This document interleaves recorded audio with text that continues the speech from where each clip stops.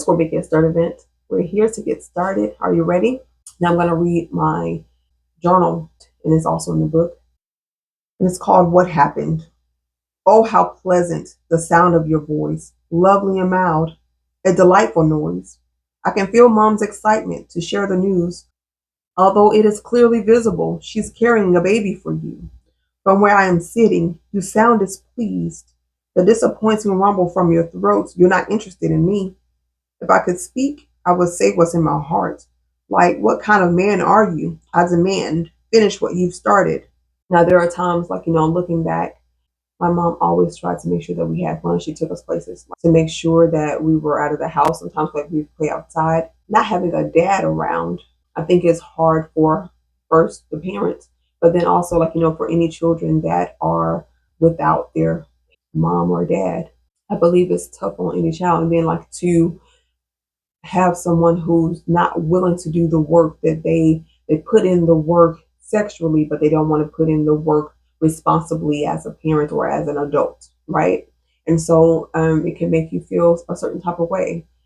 And you at a young age, sometimes you don't really notice how not having a person walk out of your life, how it's affecting you, but your behavior, looking at it, you can tell why and understand you were at that time making decisions out of anger or frustration or not having the understanding that if you were taught certain things or if that person was there probably would have been many things that you could have avoided in your life if you would have had a parent, if you would have had a reference of that guide from that dad who's supposed to be a cover, a protector, a guide. And so in your journal entry, write down to your heavenly father, he's your father.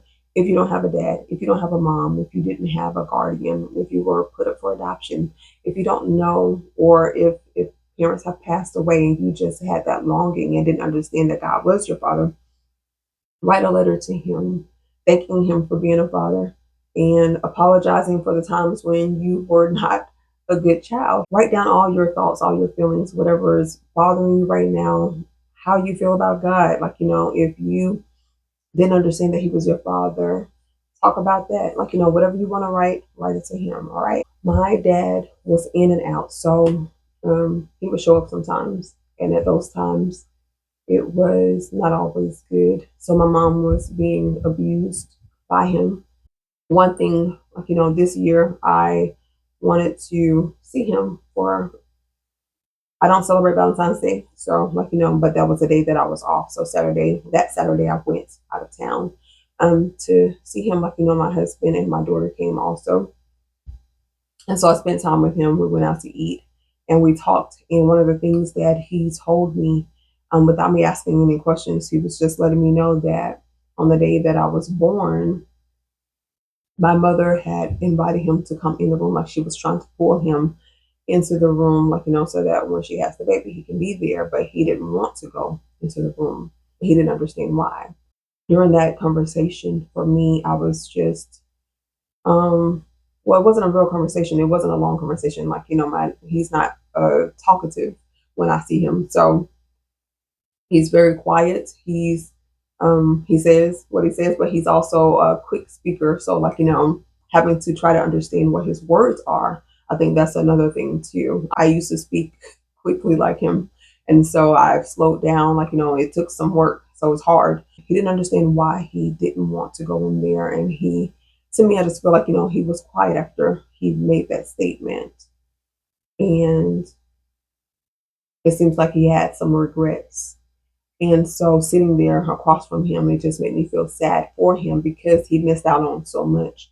And so any parent, if you're watching this and you are on the verge of leaving, or you're just like, I just don't know if I want this, I am making a special request that if you took time to create a baby with someone, whether you loved them or not, whether it was a mistake, you were just having fun, getting your freak on, whatever it is, do what you're supposed to do as a parent, especially if that person's going to bring a child into the world.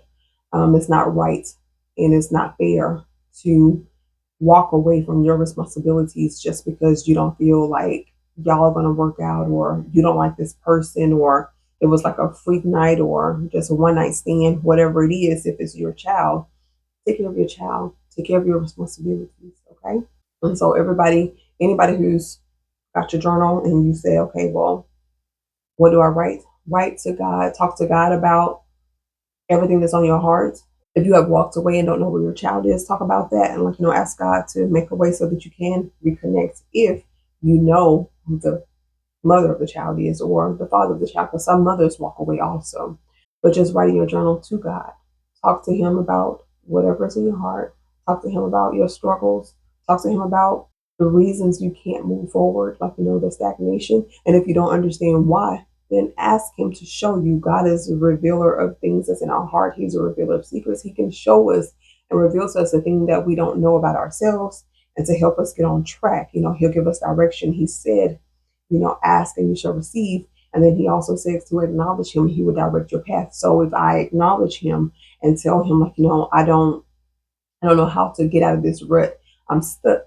You know, the things that happened to me messed me up.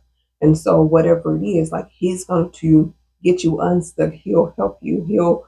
He'll guide you. He'll heal you. And he's going to do amazing things for you. But you got to do your part. Okay. So make sure you get started. All right. Talk to you next time.